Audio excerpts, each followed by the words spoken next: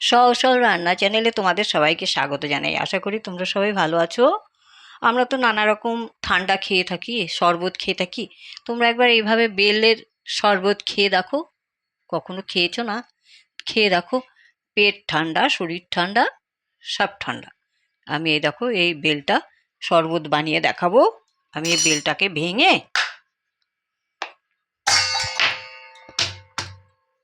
এই দেখো বেলটাকে আমি ভেঙে নিয়েছি।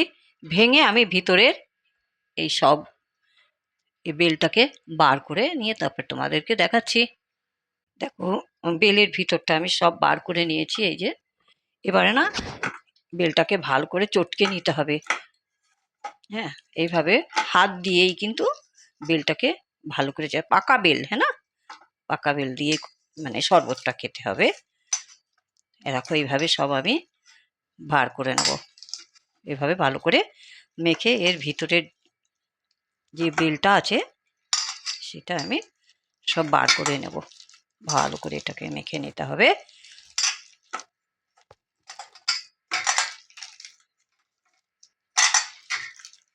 আগে এরকমভাবে চটকিয়ে নরম করে তারপরে একটু জল দিয়ে চটকাতে হবে। হ্যাঁ,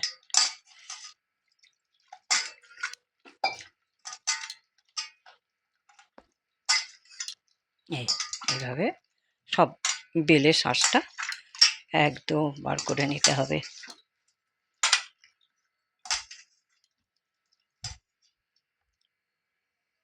দেখো আমি সব মেখে চটকে এই দেখো সব বার করে নিচ্ছি। এবারে না একটু ছেঁকে নেবো ছাঁকনি দিয়ে। একটু এই যে ভিতরের যে পোর্শনটা আছে এটা আমি এইভাবে বার করে নিচ্ছি।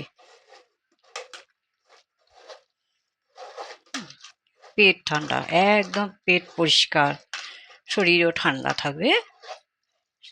সকালবেলা যদি এক গ্লাস এরকম শরবত খাওয়া যায় খুব ভালো, শরীরের জন্য খুব উপকার।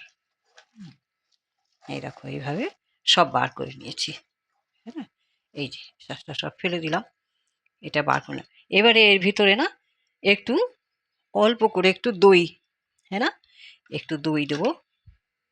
দই আর এই দেখো গুড় আন্দাজ মতন তোমরা দেবে, যে যেরকম মিষ্টি খাবে সেরকম মিষ্টি দেবে। এই দেখো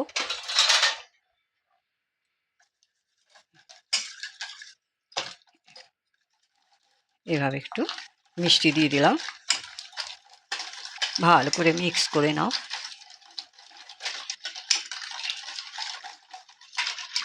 এর ভিতরে একটু বিট লবণ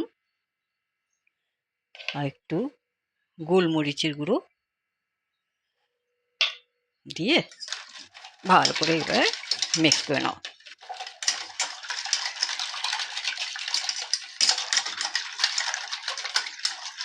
এবার এর ভিতরে না ঠান্ডা জল দিয়ে করবে কিন্তু, হ্যাঁ না, যখনই এটা করবে না একটু ঠান্ডা জল, চিল জল দিয়ে করবে। এরপরে এক টুকরো বরফ দিয়ে দাও, বরফের টুকরো দিয়ে তারপরে খাও। খুব ভালো লাগে খেতে, খুব টেস্ট হয়। পেটও ঠান্ডা, শরীরও ঠান্ডা, আর খেতেও খুব টেস্টি হয়। এরকম সব আমি এইভাবে করে আমি তোমাদেরকে দেখাচ্ছি। আমি ভালো করে গুড়টা গলিয়ে নিয়েছি। এভাবে বরফ এক টুকরো করে বরফ দাও, আর এইভাবে করে গরমের ভেতরে এরকম একটা শরবত খাও, হ্যাঁ না।